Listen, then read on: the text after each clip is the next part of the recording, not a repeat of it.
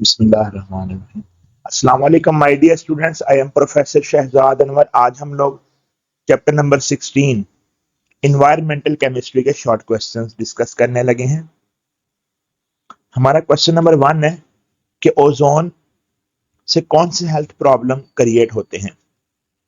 देखिए, एक होती है हमारे पास स्ट्रेटोस्फियर, ये जहां पे आसमान है वो हिस्सा है, और एक होता है हमारे पास ट्रोपोस्फियर, इसको बोलते हैं जहां जिस एरिया में हम रहते हैं, जमीन के जिस एरिया में हम रहते हैं इसे बोलते हैं ट्रोपोस्फियर।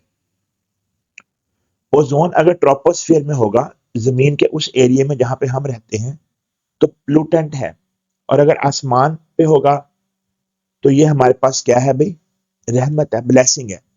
ओजोन अगर ट्रोपोस्फियर में होगा, उससे आई डैमेजेस, अस्थमा, लंग्स टिश्यूज की इलास्टिसिटी का डिस्टर्ब होना, कफिंग और चेस्ट इन डिस्कम्फर्टेबल की प्रॉब्लम्स होती हैं। नेक्स्ट क्वेश्चन है हमारा, ओजोन डिप्लीटिंग क्या होती है। तो आप जानते हैं कि अंटार्कटिका में ओजोन होल डिस्कवर हुआ था। तो ऐसे कंपाउंड जिनमें क्लोरीन होती है, अगर वो कंपाउंड गैसेस की फॉर्म में रिलीज हो जाए, जैसे एयर कंडीशन में गैस होती है क्लोरोफ्लोरोकार्बन, तो वो क्लोरीन आहिस्ता आहिस्ता मूव करके अंटार्कटिका तक पहुंच जाती है। नवंबर सितंबर टू नवंबर के महीनों में वहां पे ओजोन लेयर डिप्लीट होती है। तो एज इट इज आपने इसको लर्न करना है। ये पिछले साल लाहौर बोर्ड और गुजरांवाला बोर्ड में क्वेश्चन आ चुका है। उसके बाद है जी ओजोन लेयर, क्लोरोफ्लोरोकार्बन का क्या रोल है ओजोन लेयर की डिस्ट्रक्शन में। तो ये फार्मूला क्लोरोफ्लोरोकार्बन का है, इसमें से Cl negative Cl free radical अलहदा हो जाता है। ये जो Cl फ्री रेडिकल है, ये क्या करता है बच्चों, ये ओजोन लेयर को डिस्ट्रॉय कैसे करेगा। देखिए, ये क्लोरोफ्लोरोकार्बन, इसमें से एक Cl फ्री रेडिकल अलहदा हुआ, इस Cl फ्री रेडिकल ने ओजोन में से O निकाला, ये अलहदा हो गया, O2 अलहदा हो गई, ओजोन खत्म हो गई। अब इस फार्मूले ने नेक्स्ट ओजोन के मॉलिक्यूल से O निकाल लिया, O2 दो बन गया, और ये फिर अलहदा हो गया। तो एक ओजोन मॉलिक्यूल जो है वो क्या करेगा, 1 लाख मॉलिक्यूलों को डिस्ट्रॉय कर देगा। ये एमसीक्यू है, बायोलॉजी की बुक में 10 लाख लिखा हुआ है, ठीक है। उसके बाद है जी हमारे पास नेक्स्ट क्वेश्चन है कि जो डिटर्जेंट्स हैं, डिटर्जेंट से मुराद ये जो सर्फ वगैरह है, ये एक्वाटिक लाइफ के लिए कैसे थ्रेट है। तो बात सुनिए, ये जो सर्फ है, ये जो साबुन है, ये डिटर्जेंट्स हैं, ये बहुत ज्यादा इस्तेमाल हो रहे हैं। तो लिखा हुआ, detergents are excessively used in industries and household as a cleaning agent. The amount of disposed detergents, वो डिटर्जेंट्स जो इस्तेमाल के बाद पानी में मिक्स हो जाते हैं और वो पानी समंदरों में चला जाता है वेस्ट पानी के तौर पे, या दरियाओं में चला जाता है, वो डे बाय डे इंक्रीज हो रहा है। ये जो वेस्ट वाटर है, साबुन और सर्फ वाला, ये बहुत ज्यादा प्रॉब्लम क्रिएट कर रहा है रिवर्स में। क्या प्रॉब्लम क्रिएट कर रहा है, detergents contents of wastewater mobilize the bound toxic ions of heavy metals such as lead, cadmium, and mercury from sediments into water। पानी, इस फिक्रे का मतलब सुन लें, ये सेंटेंस थोड़ा सा आप लोगों को प्रॉब्लम क्रिएट करेगा याद होने में। ये देखें, mobilise the bound toxic ions, समंदरों में और दरियाओं में एक होती है बड़ी बड़ी रॉक्स, उनको बोलते हैं सेडिमेंट रॉक्स। उनके साथ कुछ हैवी मेटल्स आयन होते हैं जहरीले, जो होते हैं पीबी, सीडी और मरकरी। ये जो साबुन सर्फ हैं, ये उन हैवी मेटल आयन को मजबूर करते हैं, बाउंड करते हैं कि वो सेडिमेंट रॉक से टूट जाए और पानी में मिक्स हो जाए, और फिर बीमारियां फैलाएं मछलियों में और दूसरे समुद्री हयात में। तो ये बहुत इंपॉर्टेंट शॉर्ट क्वेश्चन है, ये कई साल पेपर में आ चुका है पहले। नेक्स्ट क्वेश्चन है हमारा, व्हाट आर लीचेट्स। ये भी बहुत इंपॉर्टेंट शॉर्ट क्वेश्चन है, बहुत ज्यादा बोर्ड के पेपर्स में आ चुका है पहले। तो मैं एक्सप्लेन करने लगा हूं, सुनिएगा प्लीज जरा। What are leachates. बच्चों, लीचेट क्या होते हैं, सुनिए। जब गड्ढा खोदते हैं उसको बोलते हैं लैंडफिल्स। कूड़ा दबाने के लिए जो जो सहरा होते हैं या जो खाली जगह होती है वहां पे बड़े बड़े गड्ढे खोद के ना उसमें कूड़ा दबा देते हैं, कचरा दबा देते हैं। उन गड्ढों को बोलते हैं लैंडफिल्स। उन गड्ढों में जेर जमीन पानी सीप होकर गड्ढों के अंदर आ जाता है, नीचे का पानी ऊपर गड्ढे में आ जाता है आहिस्ता आहिस्ता सीप होके। कचरे का पानी भी तो होता है। अब कचरे का पानी और जेर जमीन पानी मिक्स हो जाता है। ये पानी मिक्स होकर कूड़े के साथ कचरे के साथ मिल जाता है। उसमें बेशुमार माइक्रो ऑर्गेनिज्म भी आ जाते हैं। इसको बोलते हैं लीचेट्स। डिफाइन सुनिए बुक से, ये जो मैं लिखा हुआ रीड कर रहा हूं। The ground water which seeps in the landfills and liquid from the waste, और वेस्ट का liquid all percolate through the refuse. यहां रिफ्यूज से क्या मुराद है? कचरा। ये सब कचरे के साथ मिक्स होकर इसको बोलते हैं लीचेट्स। लीचेट में ऑर्गेनिक कंपाउंड होते हैं बहुत सारे, लिखा हुआ है organic acids, fatty acids, micro organisms होते हैं, हैवी मेटल्स होती हैं, उनके सॉल्ट होते हैं, वगैरह वगैरह। हमारा नेक्स्ट क्वेश्चन है बच्चे कि एरेशन से प्यूरिफिकेशन कैसे होती है पानी की। पहले सुनिए एरेशन होती क्या है। एरेशन का मतलब है पानी में से हवा गुजारना। आपने देखा होगा जो वॉशिंग मशीन का पानी होता है वो पड़ा रहे 2 दिन, उसमें स्मेल आना शुरू हो जाती है। अगर उस पानी को हवा में उछालें तो वो जो स्मेल है वो हवा में बिखर जाती है सारी, और वो पानी में से स्मेल बाद में नहीं आएगी। तो सुनिए क्या होगा भला, एरेशन से पानी का बहुत ज्यादा सफाई कैसे होती है। एक तो पानी में स्मेल प्रोड्यूसिंग गैसेस होती हैं, H2S वगैरह, वो हवा में उड़ जाती हैं। दूसरा क्या होता है भला, एरेशन से पानी में जो ऑर्गेनिक कंपाउंड होते हैं वो हवा से मिलकर ऑक्सीडाइज हो जाते हैं और गैस बनकर उड़ जाते हैं वो भी। तीसरा फायदा क्या होता है एरेशन का, पानी में मेटल्स होती हैं लाइक Fe2+, इसको बोलते हैं फेरस। ये Fe3+ यानी फेरिक में तब्दील हो जाते हैं और कंपाउंड बनाते हैं FeOH thrice, ferric hydroxide. Ferrous पानी में सालोबल है, फेरिक के कंपाउंड पानी में इनसालोबल है, तो वो भी अलहदा हो जाएंगे। तो मैं रीड कर देता हूं। एरेशन मतलब to remove dissolved gases, organosulphur compounds वगैरह हवा गुजार कर। The quality of raw water is improved by aeration. In this process, air is passed through the water to remove the dissolved gases such as foul-smelling H2S, organosulfur compounds, and volatile organic compounds. Some of the organic material in the raw water, which could be easily oxidized with the air, produces CO2 gas in the aeration process. The remaining portion of organic material if necessary are removed by passing water over activated carbon। तो ये हमारे पास aeration का question है आपका। हमारा next question है what is biological oxygen demand. Biological oxygen demand क्या होती है। तो माय डियर स्टूडेंट्स ये सुनिए, बड़ा इंपॉर्टेंट क्वेश्चन है। पहले इसका प्रोसेस समझ लें प्लीज आप। हमारे पास पानी है, पानी में वेस्ट मटेरियल है। आपने नोट करना है वेस्ट मटेरियल ज्यादा है या थोड़ा है, वो बायोलॉजिकल ऑक्सीजन डिमांड से पता चलेगा। कैसे भला, हर पानी में डिसॉल्व ऑक्सीजन होती है। प्रोसेस नंबर 1, वेस्ट पानी को एक डब्बे में डालें, एक बीकर में डालें या बॉक्स में डालें। वेस्ट प्रोसेस नंबर 2, एक मीटर होता है ऑक्सीमीटर, वो आप पानी में लगाएं और चेक करें पानी में डिसॉल्व ऑक्सीजन की कितनी मिकदार है, वो मिकदार नोट कर लें। अब उस पानी को ढांप कर किसी डार्क एरिया में 5 दिन के लिए रख दें।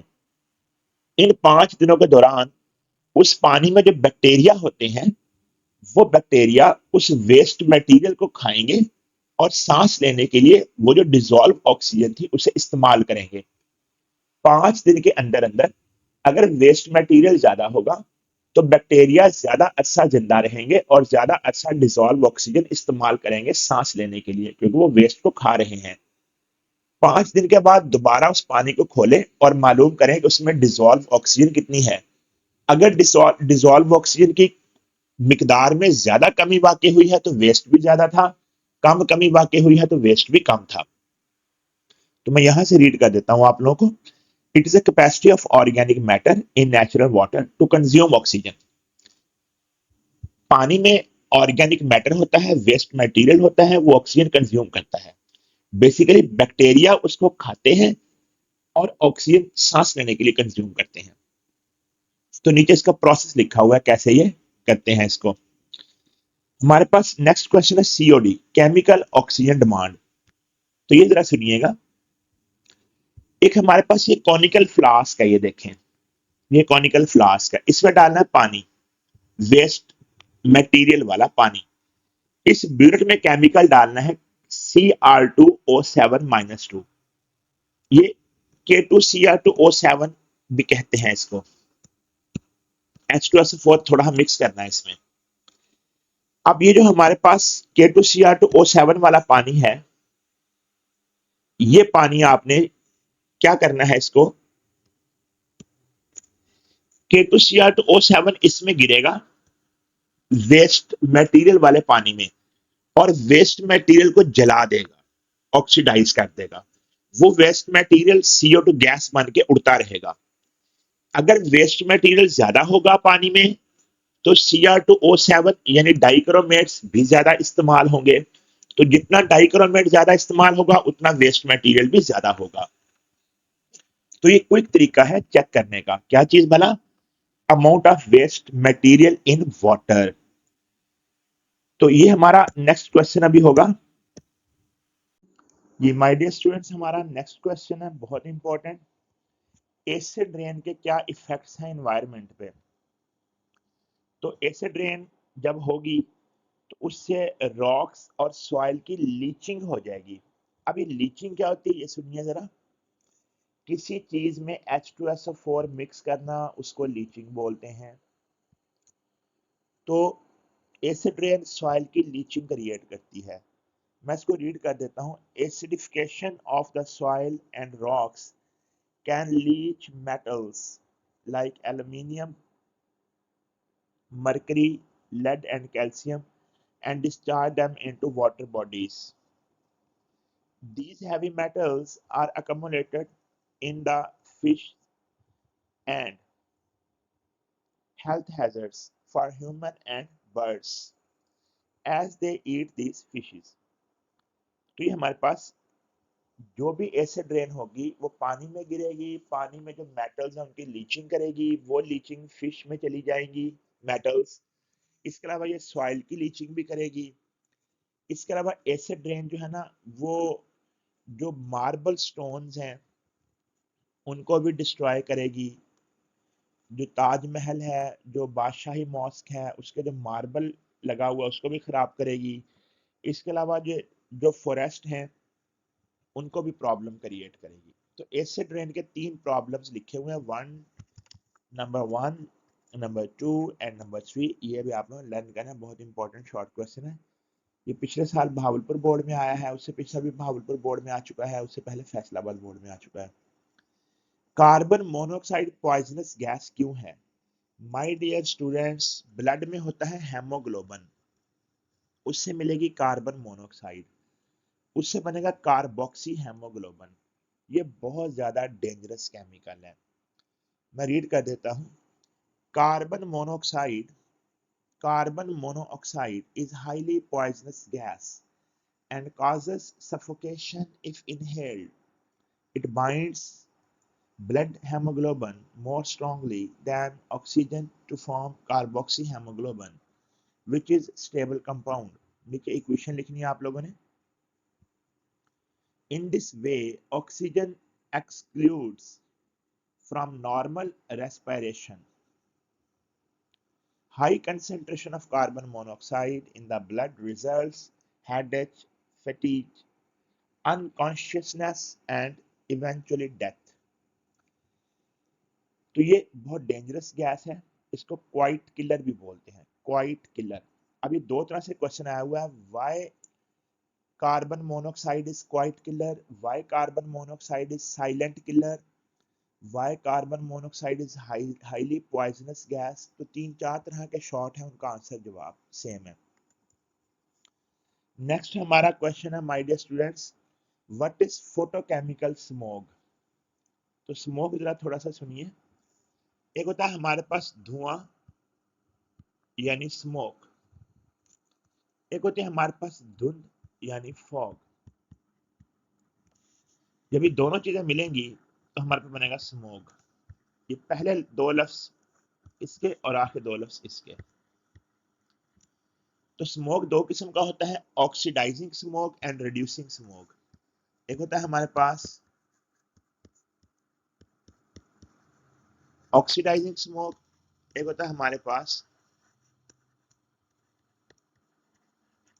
Reducing smoke. इसका नाम है फोटोकेमिकल स्मोक। फोटोकेमिकल स्मोक, इसमें होती है NO गैस, NO2 गैस और ओजोन गैस। इसका ब्राउन रंग होता है और ब्राउन रंग ड्यू टू NO2 गैस होता है। ये ज्यादा डेंजरस है फोटोकेमिकल स्मोक। रिड्यूसिंग स्मोक में क्या होता है भला, इसमें SO3 गैस होती है, SO2 गैस होती है फोटो, और इसका डार्क कलर होता है, और ऑक्सीडाइजिंग स्मोक का ब्राउन कलर होता है। तो ये क्वेश्चन है हमारे पास, the word smoke is combination of smoke and fog, it is formed from ground level upward to an altitude of few kilometer high, तो pollutant causing photochemical smoke। अब photochemical smoke क्या होता है, ऑक्सीडाइजिंग स्मोक होता है, oxidising smoke होता है due to having higher concentration of oxidants like ozone। Photochemical smoke is also called oxidizing smoke। It is yellowish brown gray has due to the presence of NO2 gas। NO2 gas brown colour की होती है, तो ये भी reddish brown colour का होता है। It has unpleasant odor because of its gaseous components। Reactants of photochemical smoke, nitric oxide NO, which main reaction of the photochemical smoke is oxidized to NO2 within minutes to hours depending upon the concentration of pollutant gases। Unburned hydrocarbon भी इसमें होते हैं। उसके बाद जी next question हमारा, what do you know about reducing smoke. तो reducing smoke क्या होता है, स्मोक की टू टाइप है, oxidising smoke and reducing smoke. तो ये नीचे इसका कंपैरिजन लिखा हुआ है, ऑक्सीडाइजिंग स्मोक कैसे बनता है, रिड्यूसिंग स्मोक कैसे बनता है। मैंने अभी बताया आपको, ऑक्सीडाइजिंग स्मोक में ओजोन गैस होगी, NO2 गैस होगी और NO गैस होगी, और इसको फोटोकेमिकल स्मोक भी कहते हैं ऑक्सीडाइजिंग स्मोक को, और इसका ब्राउन कलर होता है और ये ज्यादा डेंजरस होता है। रिड्यूसिंग स्मोक में SO2 गैस होगी, इसका ग्रे कलर, इसका डार्क कलर होता है और ये लेस टॉक्सिक होता है। इसको एज इट इज आपने रीड कर लेना है। इसमें तीन तरह के क्वेश्चन आ जाएंगे, रिड्यूसिंग स्मोक आएगा तो आपने ये लेफ्ट साइड वाला हिस्सा लिखना है, ऑक्सीडाइजिंग स्मोक आए तो राइट साइड वाला हिस्सा लिखना है, कंपैरिजन आए तो आपने दोनों लिख देने हैं। Mention conditions which are required for the formation of smoke. Smoke बनाने में कौन सी कंडीशंस चाहिए, तो लिखा हुआ जी, there must be sufficient NO, हवा में NO2 गैस हो, प्लूटेंट हाइड्रोकार्बन्स हो, वोलाटाइल ऑर्गेनिक कंपाउंड्स हो जो कि व्हीकल्स वगैरह से निकलते हैं, गाड़ियों से। There must be sunlight, sunlight हो, so that some of the chemical reactions may occur at rapid rate. और the movement of air mass must be little, हवा कम मूव कर रही हो ताकि ओजोन जो है वो डिस्टर्ब ना हो, एक ही जगह पे सेटल होने की कोशिश करें। हमारा नेक्स्ट क्वेश्चन है जी, जो प्लास्टिक्स हैं उनके बारे में बहुत इंपॉर्टेंट क्वेश्चन है। इस टॉपिक के क्वेश्चन सुनिए, how is plastic recycled by depolymerisation. पहला question. Question number 2, what is depolymerisation of plastic and where it is used. दूसरा क्वेश्चन। तीसरा क्वेश्चन है, briefly discuss recycling of waste by polymerisation, ये भी प्लास्टिक के बारे में आया है। आखिर तरह से ये ऐसे बोर्ड में आया हुआ है, what do you mean by recycling of waste, name two way to recycling the waste. अब मैं इसको थोड़ा समझा दूं आप लोगों को, क्योंकि इसमें आपको समझ आएगी तो ये सही आएगा। जरा सुनिए, एक होता है हमारे पास वेस्ट प्लास्टिक,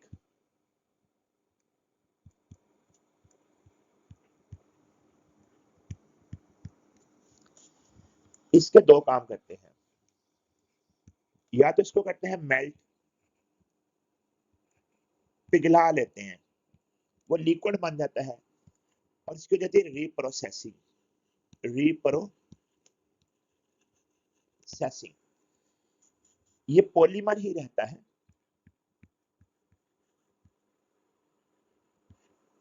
यानी कि पुराने जूते हैं प्लास्टिक के, उनको मेल्ट करेंगे, वो रहेगा ही तो नायलॉन ना, पॉलीमर ही रहेगा, उसके दोबारा नई चीजें बना लेते हैं, इसको बोलते हैं रीप्रोसेसिंग। अच्छा, दूसरा हम क्या करते हैं, इसको बहुत ज्यादा मेल्ट करते हैं, इसको कहते हैं डी पॉलीमराइजेशन।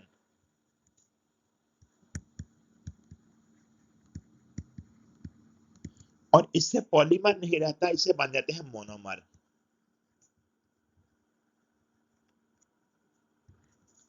और फिर इन मोनोमर से कोई नई चीज बनाते हैं, ग्रीसेस वगैरह। तो रिसाइकलिंग ऑफ वेस्ट कैसे होता है भला, इसको मेल्ट करेंगे, वो रहेगा पॉलीमर ही, उससे दोबारा चीजें बन जाएंगी, प्लास्टिक की दोबारा चीजें बन जाएंगी पिघले हुए प्लास्टिक से। इसको बोलते हैं पहले बोलते हैं मेल्ट करना, फिर बोलते हैं रिप्रोसेसिंग करना। या फिर उसको इतना ज्यादा गर्म करेंगे कि सारे मोनोमर अलहदा हो जाएं, जब मोनोमर अलहदा हो जाएंगे तो उसकी करवाएंगे, दोबारा उन मोनोमर से नई चीज बना लेंगे। तो क्वेश्चन देखें, शाबाश। नंबर 1 है जी, इन reprocessing the used plastic is remelted and styrene which is used for the, styrene plastic की किस्म है, used for the manufacturing of different products, e.g.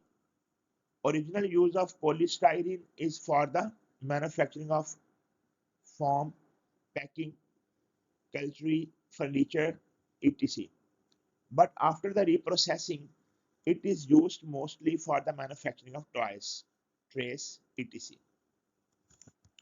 यानी कि पॉलीस्टाइरीन पहले उसके ओरिजिनल फर्नीचर वगैरह बनते हैं, और जब वो बेकार हो जाता है तो उसको मेल्ट करके पिघला के दोबारा ये टॉयज वगैरह बना लेते हैं, इसको रिप्रोसेसिंग बोलते हैं। डीपॉलीमराइजेशन क्या होता है, depolymerisation is a process in which used plastic are converted back into their original components यानी मोनोमर्स बाय केमिकल और thermal process so that these can be subsequently polymerized again। तो इसकी एग्जांपल लिखिए इसके बाद। ट्रांसफॉर्मेशन क्या होता है, the transformation is the process in which used plastic are converted into low quality substances which are later used for the production of other material।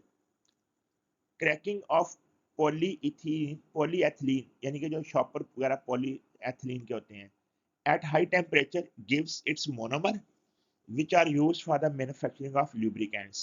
यानी transformation क्या होता है, मोनोमर्स का बना लेना, पॉलीमर से मोनोमर का बना लेना और फिर उससे दोबारा चीजें बनाना। तो डीपॉलीमराइजेशन और ट्रांसफॉर्मेशन, इन दोनों में मोनोमर बनते हैं और रिप्रोसेसिंग में मोनोमर नहीं बनते। उसके बाद प्राइमरी और सेकेंडरी पोल्यूटेंट क्या होते हैं। प्राइमरी पोल्यूटेंट वो होते हैं जो कार या दूसरी गाड़ियों के एग्जॉस्ट से निकलते हैं या जो फैक्ट्री की चिमनी से निकलते हैं।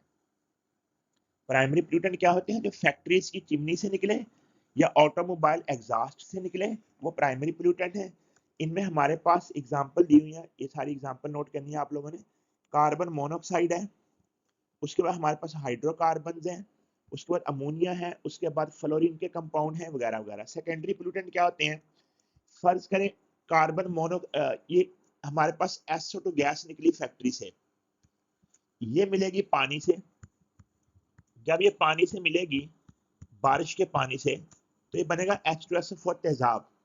अब H2SO4 तेजाब सेकेंडरी पोल्यूटेंट है।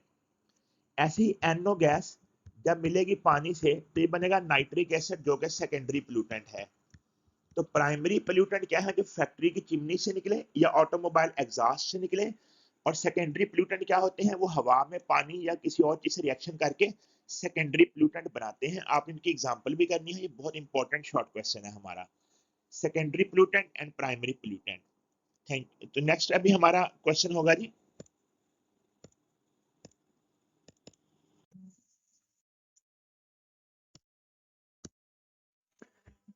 जी माय डियर स्टूडेंट्स, हमारा नेक्स्ट क्वेश्चन है कि oil spillage affecting the marine life. ये भी बहुत इंपॉर्टेंट क्वेश्चन है। आप देखें प्लीज कि जब ऑयल्स ट्रांसफर होता है, जैसे अरब कंट्री से पाकिस्तान में आ रहा है या इंडिया में आ रहा है, तो वो बड़े बड़े कंटेनर्स होते हैं। अगर वो कंटेनर्स समंदर में लीक आउट हो जाए सम टाइम, तो वो ऑयल समंदर के पानी में डिस्पर्स हो जाता है। अब उसके क्या नुकसान हैं? तो माय डियर स्टूडेंट्स, उससे क्या होगा, वो जो ऑयल समंदर में बह जाएगा वो पानी के ऊपर लेयर बनाएगा। ठीक है, पानी के ऊपर ऑयल की लेयर बन जाएगी क्योंकि ऑयल लाइट वेट होता है। अब सूरज की रोशनी जो कि पानी के अंदर दाखिल हो रही थी, अब उस लेयर से गुजर के दाखिल होगी, लिहाजा सूरज की रोशनी की इंटेंसिटी कम हो जाएगी। इससे पानी के अंदर रहने वाले जो प्लांट्स हैं, एल्गी वगैरह, उनमें फोटोसिंथेसिस में प्रॉब्लम होगा। दूसरा, जो ऑक्सीजन पानी में डिजॉल्व फॉर्म में होती है, वो भी पानी में नहीं गुजर सकेगी ऑक्सीजन। इससे फिर जो जानवर हैं, जो एनिमल्स हैं समंदर में, उनको सांस लेने में भी प्रॉब्लम होगी। तो बहुत इंपॉर्टेंट क्वेश्चन है, इफेक्ट्स ऑफ ऑयल स्पाइलेज। तो पेट्रोलियम और crude oil is a complex mixture of many compounds, mainly hydrocarbons. Sea water gets polluted by accidental oil spills. Hydrocarbons, particularly polycyclic aromatic, are very dangerous. Even at very low concentration, it is observed that spilled oil damages the marine life, affects the photosynthesis of the plants. हमारा next question है, explain purification of water bye coagulation. तो जरा सुनिए please. एक होती है हमारे पास फटकड़ी। अगर आप पानी में, ये हमारे पास वाटर है, इस वाटर में आप वो जो फटकड़ी होती है, आप उसको डिसॉल्व करें, ये पत्थर की तरह होती है, तो उसको बोलते हैं अलम, पोटाश एलम्स वगैरह। तो पानी में जो जो मट्टी वगैरह होगी, जो डस्ट होगी, वो सारी नीचे सेटल डाउन हो जाएगी, एक ही जगह पे इकट्ठी हो जाएगी। इसको बोलते हैं कोगुलेशन। तो बेसिकली हर वो कंपाउंड जिसमें एल्यूमिनियम है, वो कोगुलेंट के तौर पे इस्तेमाल हो सकता है।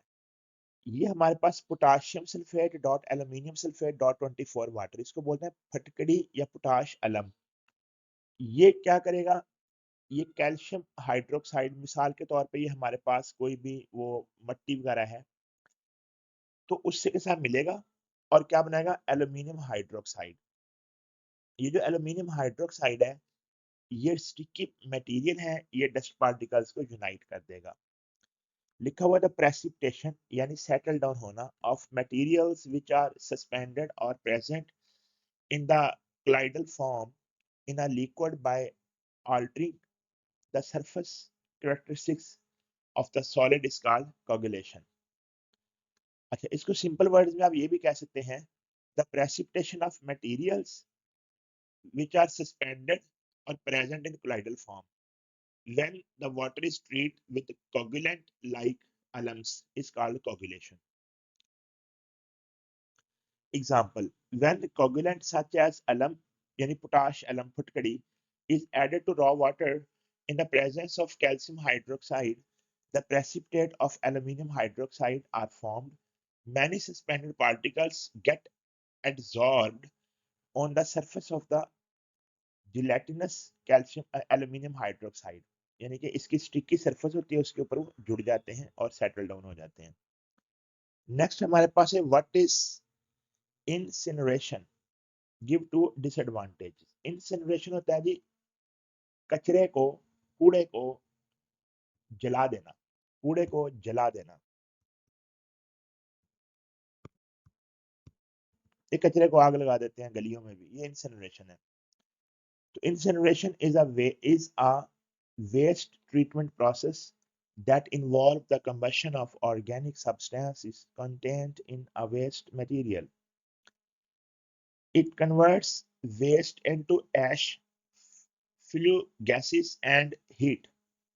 A general process of high temperature incineration system consists of rotary kiln, ये बड़ा सा बर्तन होता है, which accept all type of waste including liquid, solid और sludge.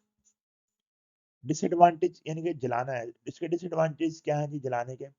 It's not a clean process of the disposal of solid waste as it produces air pollution, वो हवा में गैस से उड़ेंगे उससे एयर पोल्यूशन होगी, and also toxic ash. Incineration of a solid waste is a significant source of dioxins, which is a class of carcinogenic compound। ये toxic compound की किस्म होती है, वो प्रोड्यूस होते हैं। हमारा नेक्स्ट क्वेश्चन है जी, why is chlorine used for the disinfection of water? तो जनाब ये थोड़ा समझा दूं मैं आपको। हम पानी में डालते हैं क्लोरीन, पानी में क्लोरीन डाली जाती है पानी को साफ करने के लिए। ये पानी के साथ करती है रिएक्शन और बनाती है हाइपोक्लोरस एसिड। इसका नाम है hypochlorous acid. Hypochlorous acid produce करता है नेसेंट ऑक्सीजन। ये बैक्टीरिया वगैरह को डिस्ट्रॉय करता है। इसके बारे में एमकेट में बड़ा मशहूर एमसीक्यू आया करता था कि disinfection action of chlorine is only in the presence of moisture or water। अब प्रॉब्लम है कुछ थोड़े से। प्रॉब्लम यह है कि अगर जिस पानी में हमने जरासीम मारने के लिए क्लोरीन डाली है उसमें अमोनिया हुई, वो अमोनिया रिएक्शन कर जाएगी हाइपोक्लोरस एसिड से और ये वाला कंपाउंड बनेगा NCl3। अगर उस पानी में फिनोल हुई मिक्स, तो वो भी जरासीम तो मरेंगे ही, साथ ये इस केमिकल से फिनोल रिएक्शन कर जाएगी और क्लोरोफिनोल बनेगा। इसको बोलेंगे क्लोरामाइड्स और इसको बोलेंगे क्लोरोफिनोल। वो दोनों कंपाउंड ज़ाहिर है पानी में रहेंगे, फिर अगर वो पानी किसी ने पी लिया तो उसको बहुत ज़्यादा प्रॉब्लम होते हैं। पढ़ देता हूँ मैं, इसको सुन लीजिए। Chlorinated water has also some harmful effects which are discussed below। Hypochlorous acid और chlorine of water. Hypochlorous acid कैसे बना? पानी और क्लोरीन के रिएक्शन से बना। React with dissolved ammonia to form chloramines, ये उनके फार्मूले हैं। Chloramine is a powerful eye irritant, आंखों को खराब कर देगा। बना कैसे है? अमोनिया जो कि पानी में मिक्स थी, ये कहाँ से आया? क्लोरीन जो पानी में डाली है उसके रिएक्शन से बना है। इससे ये केमिकल बना, ये आंखों को खराब करेगा। स्विमिंग पूल में अगर हमने डाली है क्लोरीन, तो स्विमिंग पूल में ये केमिकल बन जाएगा, जरासीम तो मर जाएंगे लेकिन ये बाद में जब उसमें नहाएंगे तो ये आंखें खराब हो जाएंगी।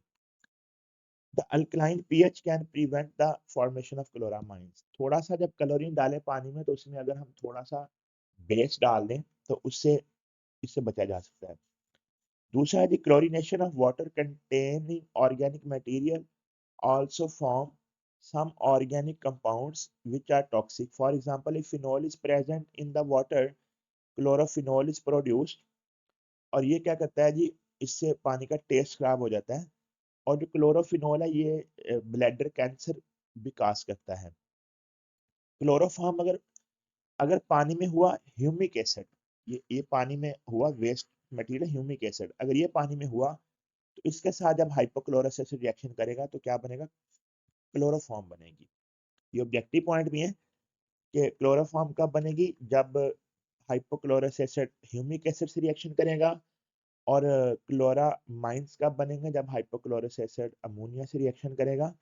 तो बच्चों ये 16 चैप्टर के वो शॉर्ट क्वेश्चन हैं जो बार बार बोर्ड के पेपर में आए हुए हैं, तो ये हमने डिस्कस किए। बहुत बहुत शुक्रिया आप लोगों का। आप हमारे चैनल को सब्सक्राइब कीजिए, आपको जो है सारे चैप्टर्स के शॉर्ट क्वेश्चन आप लोगों को मिल जाएंगे कुछ दिनों में बोर्ड के पेपर से पहले पहले। Thank you very much. Allah Hafiz. Be blessed for ever.